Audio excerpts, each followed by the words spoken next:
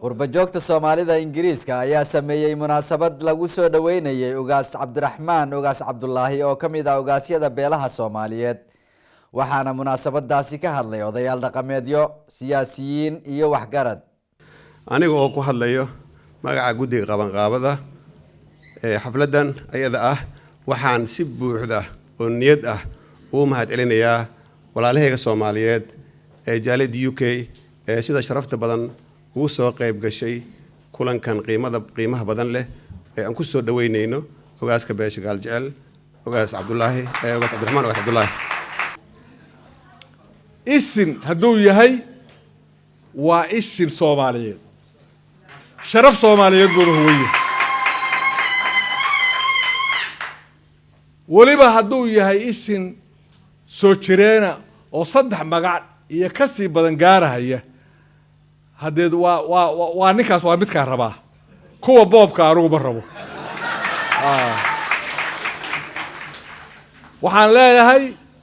ugaas soo dhawow anigoo ku hadlay magaca iyo salaadiinta guud ee beelaha Digil iyo Mirifle waxaan jeclahay inaan soo dhaweeyo suldaanka beesha Gaaljecel Ugaas Cabdiraxmaan Ugaas Cabdullaahi waxaan soo dhaweynaa walaalnay Ugaas Cabdiraxmaan Ugaas Cabdullaahi Ugaas Maxamed وحالنا هو عبد الرحمن صوت نو لندن وصوت نو خاص أهان أنا وحينها عاوة فرحت نونئة هو عبد الرحمن إن نلف ولفن أنا هو محمد فرحت نونئة وحنو لهناي وقاسو نو واحد نصيب ويالتي oo isimadii hore ee dalkan UK imaajiray qaarkood aysan mid nasiib u yeelan waxa lagu soo dhaweeyay magaca ummadda Soomaaliyeed ayaa lagu soo dhaweeyay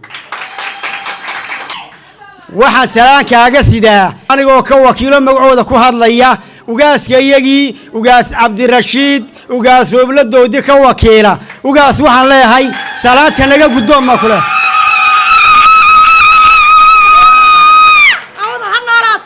وجاهر الله كادقو كي النمو عواقب إن درجرد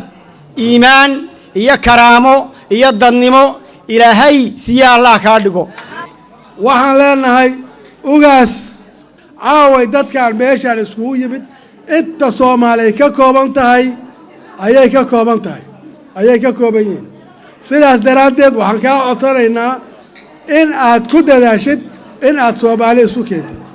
Soomaaliya aan noolaato dadka Soomaaliyeed ma aha dad duntoodu xun tahay dad daciif maaha waa dad si fudud isku cafiyo laakiin waxa loo baahan yahay hadaa tiin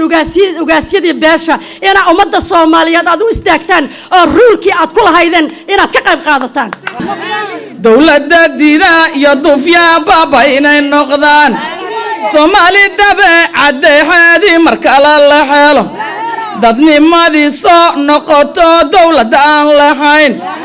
uga soo ducay inay darto noo dada jaaliyadda Soomaaliyeed ee UK aan iraahdo soo dhaweynta ay soo qaban qaabisay xafladan qiimaha leh waxay muujinaysaa ugaas Cabdiraxmaan inuu yahay ugaas Soomaaliyeed oo ugaas u yahay Soomaali ugaas soo dhawow waa ku qadarinayna waa ku qiimeynayna ma aha beeshaada kaliye waxa ku soo dhaweynaya marka labaad hiiraan oo dhan baa ku soo dhaweynaysa kadibna Soomaali oo dhan baa ku soo dhaweynaysa runtii xaflad aad u fiican aad u qurxoon waaye Abduqaadir Xaaji Masalla hore u sheegay Axmed Deyne waa si dhameystiray iyo ra'iisul wasaarahaygi hore oo si fiican u soo wada shaqeynay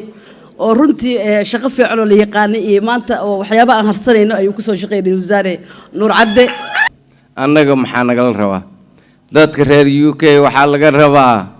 agoon badan baa dalka ka jira al-shabaab baa ilmihii agoontay waxaad awoodiin inaad u gargaartaan agoontaas oo aad u sameeyaan meel lagu xanaaneeyo ugu dambeyntii ugaas cabdiraxmaan ugaas cabdulaahi ayaa la dardaarmay jaaliyadda Soomaaliyeed isla markaana ugu baaqay in ay midoobaan walaalahayga qurba joogta ah ee dadka meeshan ku dhaqan waxaan idinkula dardaarmayaa walaalaheeno wadankiini